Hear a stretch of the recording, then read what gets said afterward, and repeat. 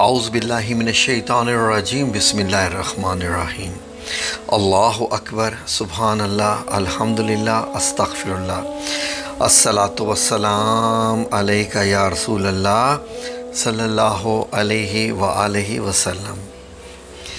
ناظرین، ہمارے چینل پہ کسی نے پوچھا ہے کہ وظیفہ اور ذکر میں یا باقی تسبیحات میں کیا فرق ہے۔ یہ سوال اور بھی بہت زیادہ لوگوں نے جو ہے وہ ہمارے واٹس ایپ پہ بھی کیا، تو بہت دفعہ لوگوں نے پوچھا کہ یہ وظیفہ مطلب کرنا کیا ہوتا ہے، کیا کوئی اس کی آپ کسی طریقے سے کوئی سند بتا سکتے ہیں کسی جگہ پر۔ ناظرین، میں اپنے چینل پہ ہمیشہ آپ لوگوں کو ایک بڑی خاص بات بتاتا آتا ہوں، لیکن لوگ اس کو سمجھ نہیں پاتے۔ مسئلہ یہ ہوتا ہے کہ اگر آپ فار ایگزامپل، سب سے پہلے چلیں بات یہ کر لیتے ہیں کہ ذکر کیا ہوتا ہے، تسبیحات کیا ہوتی ہیں۔ ذکر، تسبیحات یہ ایسے الفاظ ہیں جو قرآن پاک میں جگہ جگہ پر استعمال ہوئے، اور اللہ رب العزت نے سب سے زیادہ جس چیز کا جو ہے وہ حکم ارشاد فرمایا ہے وہ اللہ کے ذکر کرنے کا بتایا ہے، تسبیحات کرنے کا بتایا ہے۔ تسبیحات کے معاملے میں تو یہاں تک اللہ رب العزت نے فرما دیا کہ کائنات کی ہر چیز تسبیح کرتی ہے، حتیٰ کہ جو پرندے ہیں ان کو بھی اپنی تسبیحات معلوم ہیں اور وہ بھی تسبیحات کرتے ہیں۔ اور اگر آپ سورہ الجمعہ کی جو آخری آیت ہیں تو ان میں بھی اللہ رب العزت نے فرمایا کہ جب جمعے کی نماز پڑھ لو تو اس کے بعد اللہ کے ذکر میں لگ جاؤ، کیونکہ ذکر کرنے سے ہی جو ہے وہ ایک اور جگہ پر ہوا کہ ذکر کرنے سے ہی، اللہ کے ذکر سے ہی دلوں کو سکون ملتا ہے۔ اور پھر جب یہ بات ہوئی کہ اللہ کا ذکر کرنے سے، اور ساتھ ہی واللہ خیر الرازقین کہ بے شک اللہ سب سے زیادہ بہتر رزق دینے والا ہے، بات ہو رہی ہے سب سے بہتر رزق دینے والا۔ ناظرین، انسان کا مطلب یہ ہے کہ انسان کیا کرتا ہے کہ بعض دفعہ نماز کو چھوڑ کر، اذکار کو چھوڑ کر، حتیٰ کہ جمعے کی نماز کو بھی چھوڑ کر وہ کاروبار کرتا ہے، دکانیں کھولتا ہے کہ کسٹمر بہت آئے ہوئے ہیں، تو اس لیے جناب پہلے کسٹمر سے آئیں کیونکہ پیسہ آنا ہے، تو بعد میں نماز پڑھ لیں گے۔ تو اللہ رب العزت نے سختی سے اس چیز پہ جو ہے وہ منع فرمایا کہ ذکر میں سب سے بہتر دینے والا ہوں۔ ذکر کون دیتا ہے؟ جو ہے رزق کون دیتا ہے؟ رزق سب سے بہتر اللہ رب العزت کی ذات دینے والی ہے۔ اور جب رزق اللہ تعالیٰ کی ذات دینے والی ہے تو ہم کیا رزق کے لیے کسٹمر کے پیچھے بھاگیں گے؟ ناظرین، میں آپ کو اپنا واقعہ بتاؤں، پھر آپ کہیں گے کہ اپنے واقعہ بتاتا ہے۔ ایک دفعہ میں نے پاکستان آنا تھا تو میں نے شاپنگ کی، تو بڑی دور ہم گئے شاپنگ کرنے کے لیے، میں اور میرے چند دوست بھی ساتھ تھے۔ تقریباً 2.5 گھنٹے لگا کے میں نے شاپنگ کی اور اپنی جو ہے وہ ٹرالی بھری۔ تو ٹرالی میں نے تمام لباس وغیرہ جو گفٹ وغیرہ تھے تو وہ 2-2.5 گھنٹے لگا کے بھری۔ تو اس کے بعد عشاء کی نماز کے لیے تقریباً 1 گھنٹے کے لیے جو ہے وہ مارکیٹس بند ہو جاتی تھی، اور 1 گھنٹے سے پہلے ہمیں واپس آنا تھا۔ اچانک میں ابھی کھڑا تھا جو کاؤنٹر کے قریب ہی، بالکل کیش کاؤنٹر کے قریب ہی تھا کہ اذان ہوگی تو اس نے کیش کاؤنٹر جو ہے وہ کلوز کر دیا۔ میں نے کیش کاؤنٹر والے سے کہا کہ بھائی پلیز یہ میری جو ہے وہ پیمنٹ لے لو، یہ ساری میری شاپنگ ہے، مجھے بڑی دور جانا ہے۔ اس نے کہا معلش حبیبی خلص وقت الصلاۃ، کہ کچھ نہیں ہو سکتا، نماز کا وقت ہو گیا، اب ہمیں یہ بند کرنا ہے۔ میں نے ٹرالی وہیں چھوڑی، اور اس کے بعد اب وہاں پر جو ہے وہ نماز تو ظاہر ہے کہ 25 منٹ کے بعد کھڑی ہوتی ہے، اور 25 منٹ میں ہم دوسرے شہر سے واپس جدہ آ سکتے تھے۔ صبح آفس کو بھی جانا تھا، باقی دوستوں کو بھی جلدی رات کو سونا ہوتا تھا، ٹائمنگ ہوتی ہے۔ تو وہ سوچ رہے تھے کہ اب عشاء کی نماز تو ہم اپنے ہی محلے کی مسجد میں پڑھیں گے، تاکہ ہمارا اتنا ڈسٹینس ہے۔ اس نے جب نہیں کیش دیا تو میں جو ٹرالی چھوڑ کے آنی پڑی، اور میں نے دیکھا کہ یہ دیکھیں کہ میرا تقریباً 1500-2000 ریال کے قریب، یعنی 2-2.5 لاکھ کے قریب کی شاپنگ تھی۔ تو اس نے جناب نہیں لیا، اس نے کہا نہیں جی بس نماز ہوگی ختم، اب ہم کچھ بھی لین دین نہیں کریں گے۔ یہ ہوتا ہے توکل اللہ، یقین کریں یہ ہوتا ہے توکل اللہ۔ تو اس لیے بات ہو رہی ہے ذکر کی. ذکر اور وظائف میں کیا فرق ہوتا ہے؟ ذکر کرنا عبادت ہے. ذکر اللہ رب العزت کی محبت میں کیا جاتا ہے. تسبیحات اللہ رب العزت کی محبت میں کی جاتی ہیں.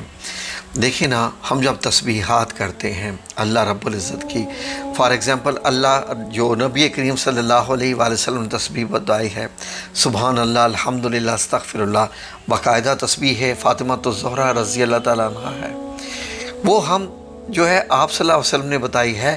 ظاہر ہے کہ اللہ کی اجازت کے بغیر نہیں بتائی، تو وہ مخصوص نمبرز ہیں، ان نمبر سے نہیں ہٹ سکتے. لیکن اب بات آ جائے کہ وظیفہ کیا ہوتا ہے. وہ تسبیح ہے. وظیفہ کیا ہوتا ہے؟ جیسے وظیفہ ہوتا ہے کہ ایک چیز کو طلب کرتے ہیں ہم، جب ہم اس کی طلب کرتے ہیں کہ یہ چیز مجھے چاہیے، ٹھیک ہے جی. فار ایگزامپل مزدور جاتا ہے اور اس کے ساتھ 8 گھنٹے طے ہو جاتے ہیں مالک کے ساتھ کہ میں 8 گھنٹے کام کروں گا تو تم نے مجھے میری اجرت دینی ہے، ٹھیک ہے. وہ اجرت طے ہو چکی ہوتی ہے کہ تم نے مجھے اتنی اجرت دینی ہے.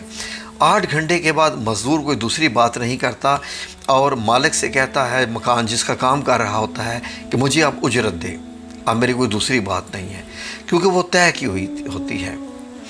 وظیفہ کا کیا ہے کہ وظیفے میں آپ کو جو وظیفہ دینے والا ہے وہ جب بتا دیتا ہے کہ فار ایگزامپل جنات کو قابو کرنے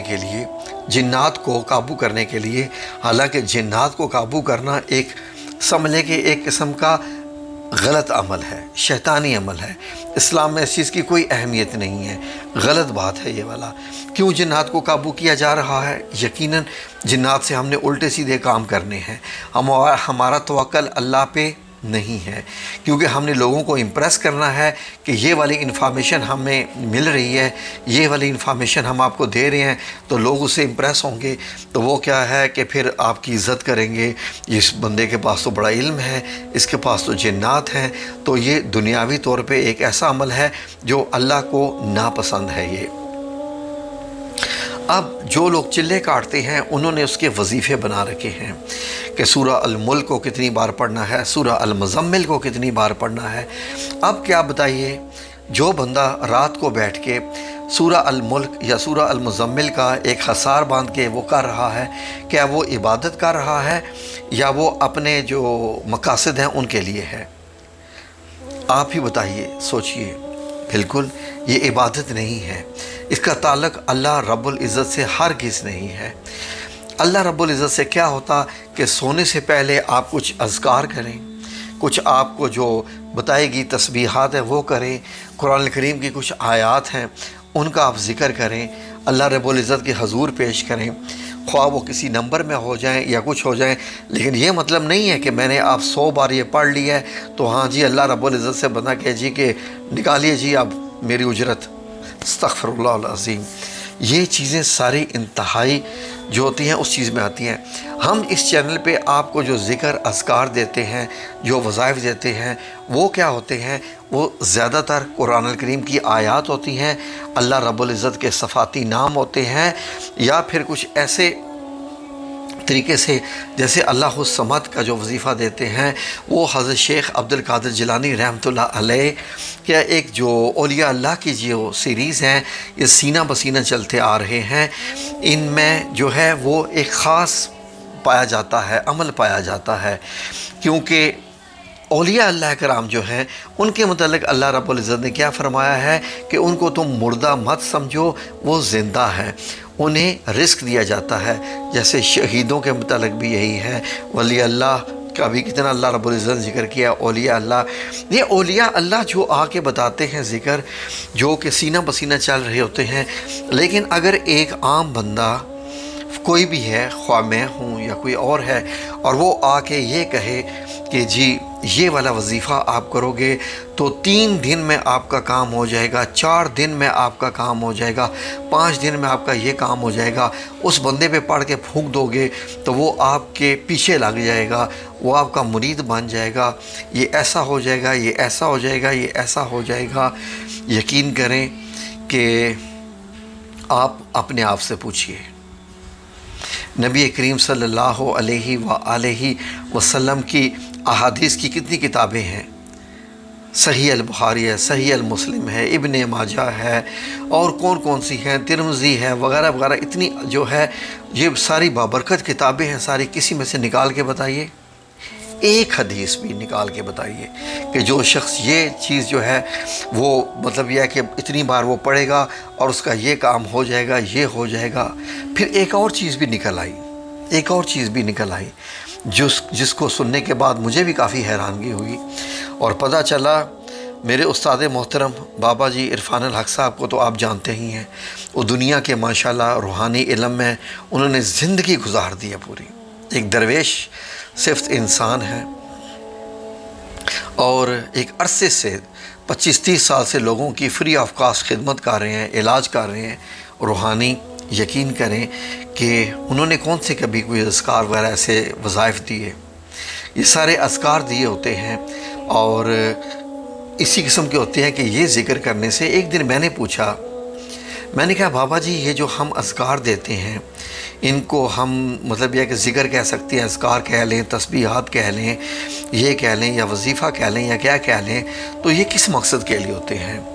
تو بابا جی عرفان الحق صاحب نے جو ہے وہ بڑے پیار سے جواب دیا، انہوں نے فرمایا کہ دیکھو بھائی، مسئلہ یہ ہوتا ہے کہ جب آپ اللہ رب العزت کے حضور بیٹھتے ہیں تو کوئی اپنی حاجت پیش کرتے ہیں، تو حاجت پیش کرتے وقت جب اس کے صفاتی ناموں سے یا قرآن کریم کی جو بتائی گئی آیات ہیں ان کے جب آپ بار بار کرتے ہیں تو اللہ رب العزت تو آپ کا عمل دیکھ رہا ہوتا ہے کہ یہ بندہ میرے ناموں سے مجھ کو پکار رہا ہے، یہ بندوں جو ہے تو وہ اللہ رب العزت پھر ہم پہ رحم کر کے، کیونکہ وہ غفور الرحیم ہے، وہ رحمان ہے، وہ رحیم ہے، وہ سب جانتا ہے، تو اللہ رب العزت کیا کرتا ہے، وہ پھر ہماری مدد عطا فرماتا ہے ان اذکار کے صدقے۔ تو یہ ذکر اس کے لیے ہوتے ہیں، ورنہ ایسا نہیں ہے کہ آپ نے اتنی بار پڑھا تو آپ سمجھ لو جی کہ یہ ڈن ہو گیا، اب آپ کو اجرت ملنی ہی ملنی ہے۔ یہ اللہ کے اپنے ڈیپینڈ کرتا ہے کہ اللہ رب العزت کیسے ہے۔ دوسری جو بات، ایک اور چیز جو مجھ سے لوگ بہت زیادہ پوچھتے ہیں، رجعت کے بارے میں پوچھتے ہیں کہ ہم کیا کریں جی، رجعت ہو جائے گی، ہم بیمار پڑ جائیں گے، ہم نقصان میں چلے جائیں گے، ہم خسارے میں چلے جائیں گے، ہم یہ چلے جائیں گے، ہم وہ کریں گے، ہم اس کے وظیفے کریں گے، ہم یہ کریں گے۔ ایک سیدھی سی بات ہے ناظرین، لفظ رجعت قرآن کریم میں جو ہے لفظ صرف جو ہے وہ سورہ الفجر میں لفظ ایک ارجعی یعنی واپس لوٹ کے آنے کو، اور کس کو کہا جا رہا ہے؟ وظیفے کو نہیں کہا جا رہا، وہ روح کو کہا جا رہا ہے کہ اے اطمینان والی روح تو لوٹ چل اپنے پروردگار کی طرف، کیونکہ یعنی وہ نفس مطمئنہ بن چکی ہے۔ نفس مطمئنہ وہ روح کب بنتی ہے؟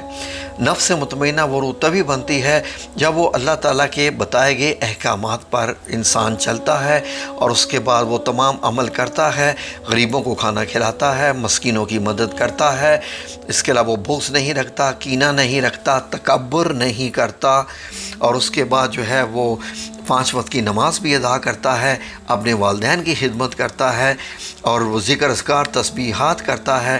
یہ سارے جب وہ ان چیزوں پہ عمل کرتا ہے، وہ ایک ولی اللہ کی طرح زندگی گزارتا ہے، ایک پاک کی طرح، شیطانیت پہ وہ نہیں چلتا، اس وقت وہ نفس مطمئنہ بن چکا ہوتا ہے، تو وہ پاک روح بن کے لوٹتی ہے۔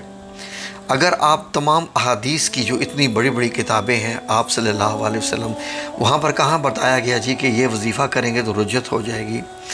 ناظرین، بڑے تلخ الفاظ ہیں، ڈر لگتا ہے مجھے، میں بڑا ایک حقیر سا بندہ ہوں، انتہائی حقیر سا، میری اہمیت شاید ایک چیونٹی سے بھی کم ہے۔ ایک چیونٹی کو بھی میں اکثر اوقات جب چیونٹی کو دیکھتا ہوں تو میں حیران ہو جاتا ہوں، میں کہتا ہوں اے چیونٹی، اگر تجھے چھت سے پھینکا جائے تو پھینکنے کے بعد زمین پہ گرنے کے بعد تو چلنا شروع کر دے گی، لیکن میں ایک انسان، ایک اتنا حقیر بندہ ہوں کہ اگر چلتے چلتے مجھے ٹھوکر لگ جائے تو ہو سکتا ہے کہ میں ایسے گروں کہ میں کوما میں چلا جاؤں یا میرا سر پھٹ جائے اور میری یہی موت ہو جائے۔ انسان بڑا کمزور ہے اور میں سب سے زیادہ کمزور ہوں۔ تو اب آپ سنیے کہ اصل میں آپ کو ایک چیز بتاؤں جس پہ آپ یقین کریں نہ کریں آپ کی مرضی، لیکن ایک سچائی اور حقیقت بتانا میرا فرض ہے۔ یہ اب آپ کی مرضی، اس پہ کریں نہ کریں یقین۔ ناظرین، آپ نے پاکستان کی دیواریں بھری دیکھی ہیں، بلکہ اگر انسان پاکستانی کوئی جا کے چاند پہ بھی جائے گا تو دیوار پہ لکھ کے آ جائے گا جی کہ مردانہ کمزوری کا یہ علاج، اولاد کا یہ علاج، کینسر کا یہ علاج، یہ عامل بابا ہے یہ بتاتا ہے، یہ عامل بابا ہے یہ بتاتا ہے۔ کیا آپ نے پاکستان کی دیواروں پہ یہ نہیں لفظ پڑھے؟ کتنے زیادہ دیواروں پہ لفظ پڑھے ہیں، بھری پڑی ہیں دیواریں۔ تو ناظرین، سمجھنے کی بات ہے جو انسان سمجھ سکے۔ یوٹیوب پیسے کمانے کا ایک ذریعہ ہے۔ ابھی جب آپ نے یہ میری ویڈیو پلے کی ہے تو آپ نے ایک دو چھوٹی سی ایڈز دیکھی ہوں گی 5 سیکنڈ کی۔ ویڈیو کے دوران بھی کوئی ایڈ چل سکتی ہے اگر ویڈیو 8 منٹ کی ہو جائے، اور جب میری یہ ویڈیو ختم ہوگی اس کے بعد بھی ایک ایڈورٹائز چلے گی۔ وہ ایڈورٹائز میں نہیں لگاتا، وہ ایڈورٹائز یوٹیوب لگاتا ہے، یوٹیوب لگاتا ہے۔ یہ ہمارے چینل جو ہوتے ہیں مونیٹائزڈ ہوتے ہیں، مونیٹائز۔ کوئی آئی ٹی کا جاننے والا ہوگا تو وہ یہ بندہ یہ سمجھ سکتا ہے۔ مونیٹائز سے مراد یہ ہوتی ہے کہ جتنے میرے ویوز آئیں گے میری ویڈیو پہ اتنے ہی مجھے ڈالر بھیجتا ہے یوٹیوب۔ میرا اس چینل پہ مجھے بھی ایک تھوڑی سی رقم ملتی ہے کہ میرے کچھ یہ جو میں بجلی وغیرہ خرچ کرتا ہوں، یہاں پر کچھ میں ٹائم لگاتا ہوں، ایڈیٹنگ کرتا ہوں، اپنا کام چھوڑ کے میں چند وقت لگاتا ہوں تو کچھ اتنی رقم آتی ہے کہ میرے بجلی کے بل وغیرہ ادا ہو جاتے ہیں۔ اس سے اگر میں مزید لالچ کروں اور میں وظائف پہ وظائف لکھوں اور میں ایسے ایسے لفظ لکھنا شروع کر دوں کہ میرے ملینز کے حساب سے ویو آنا شروع ہو جائیں، آج میں ویڈیو لگاؤں ایک دن میں 50,000 ویو آئے تو میں مہینے کا یہاں سے 50 لاکھ روپیہ بھی کما سکتا ہوں۔ ناظرین، ہوتا کیا ہے کہ اگر میں یہ چاہوں کہ آپ لوگ صرف اور صرف میرے وظیفے کریں، کسی اور کے نہ کریں، تو میں سب سے پہلے آپ کو جو یہ بات بتاؤں گا، میں آپ کو یہ بتاؤں گا کہ میرے بتائے گئے وظائف ہی جو ہے وہی مستند ہیں، وہی جو ہے وہ ہیں۔ باقی جو ہے اگر کسی اور کے بھی آپ نے وظیفہ بیچ میں ملا لیا تو جیسے ڈاکٹر کی 2 دوائیاں ملاتے ہیں، آپ پہ رجحت ہو جائے گی اور آپ تو خسارے میں چلے جائیں گے، آپ تو بیمار ہو جائیں گے، آپ کے کاروباری نقصان ہو جائے گا۔ پھر آپ یہ کہیں گے کہ یہ تو بندہ سچ بولتا ہے، یہ تو بندہ یہ ہے۔ اب کیا ہوگا کہ میں نے آپ لوگوں کو اپنے پیچھے لگا لیا، سب کچھ پیچھے لگا لیا، اور اب جناب جی میں آپ کو وظائف پہ وظائف دینا شروع کر دوں گا، اور روزانہ کی بنیاد پر، اور جناب میرے جو چینل کے جتنے زیادہ ویوز آئیں گے اتنی ہی ایڈز آئیں گی۔ میں آپ کو چھوٹا سا فارمولہ بتا دیتا ہوں۔ 1 ملین ویوز کا پاکستانی 3 سے 4 لاکھ روپیہ بنتا ہے اگر آپ کی ویڈیو 15-20 منٹ کی ہو یا آدھے گھنٹے یا 1 گھنٹے کی ہو۔ 1 ملین ویوز کا مطلب ہوتا ہے کہ 10 لاکھ ویوز اگر آپ کے ایک مہینے میں آ گئے ہیں تو آپ 4 لاکھ روپیہ کما رہے ہیں۔ ٹھیک ہے جی، اگر آپ کے فار ایگزامپل اگر آپ کے لیٹ سے کہ 10 ملین ویوز آ رہے ہیں مہینے کے، تو آپ سمجھ لیں کہ آپ 40 لاکھ روپیہ پاکستانی مطلب مہینے کا کما رہے ہیں۔ یہ کسی بینک والے سے جا کے پوچھ لیجئے، وہ آپ کو بتا دے گا کہ کس یوٹیوبر کے کتنے پیسے آتے ہیں۔ تو اگر میں لالچی ہو جاؤں اور میں کتابوں سے لے لے کے کچھ بھی ہے، ہاں جی یہ ایک لفظ پڑھو، ایک اور یہ کرو یہ کرو، اور جناب جی بندہ آپ کا یہ ہو جائے گا، بیوی آپ کی غلام، شوہر آپ کا غلام، آپ کی کمپنی کا مالک آپ کا غلام، آپ نے تو شروع کر دینا ہے۔ لیکن ہوگا کیا؟ میرا رب کریم تو دیکھ رہا ہے نا، میرے رب کریم نے تو جناب کہہ دیا ہے اِنَّ إِلَيْنَا إِيَابَهُمْ ثُمَّ إِنَّ عَلَيْنَا حِسَابَهُمْ، بے شک انہوں نے میرے پاس لوٹ کر آنا ہے اور میرے ذمہ ہے ان سے حساب لینا۔ تو ناظرین، یہ جو دین میں تبدیلی پیدا کرنا ہوتا ہے نا، دین میں تبدیلی کرنا مطلب آیات کو جو ہے وہ تروڑ موڑ کے بتانا اور یہ کرنا اور یہ کرنا، اللہ رب العزت اس سے ہمیں بچائے۔ میں اس لیے ہمیشہ شروع سے ہی جب سے میں نے وظائف بتانا شروع کیا، میں نے آپ سے کہا ہے کہ میں اللہ سے بہت ڈرتا ہوں۔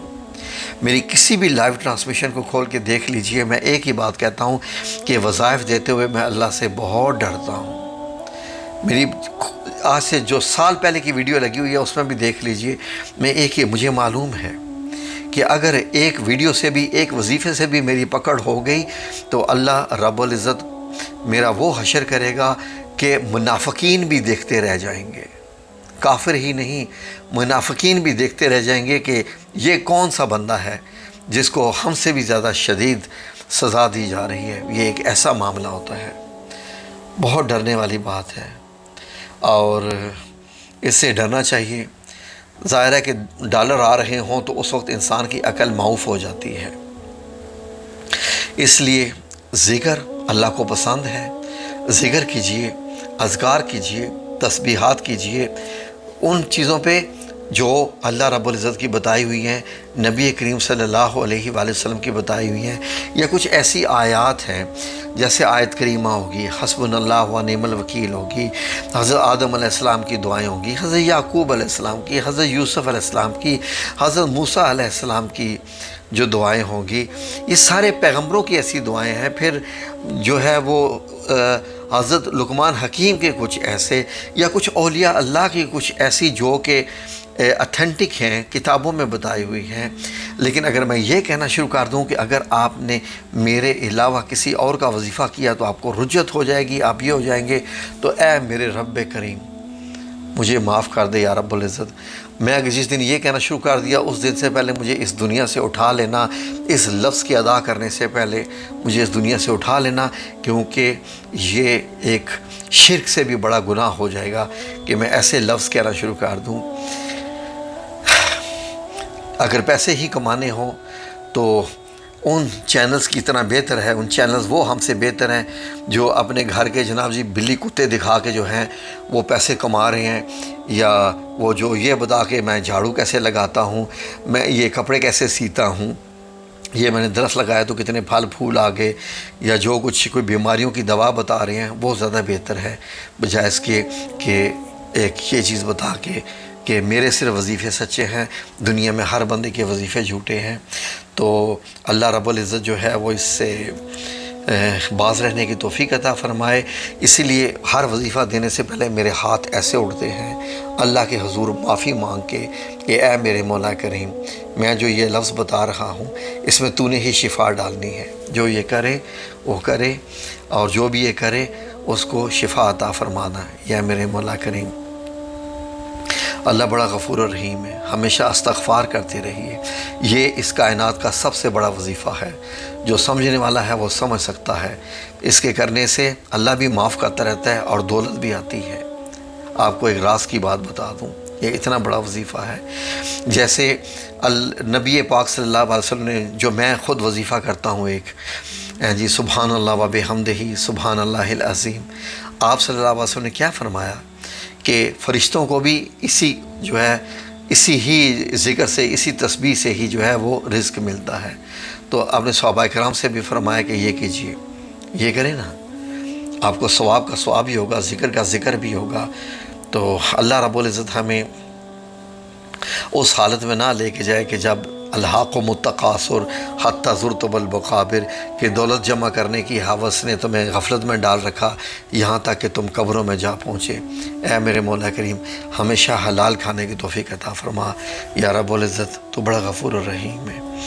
تو ہی اپنے انسان کو ہدایت دے تو دے، ورنہ انسان پیسہ کمانے کی خاطر شیطان کو بھی اپنے ساتھ لگا لیتا ہے، اور شیطان کے جو قدموں پہ بھی چلنا شروع ہو جاتا ہے۔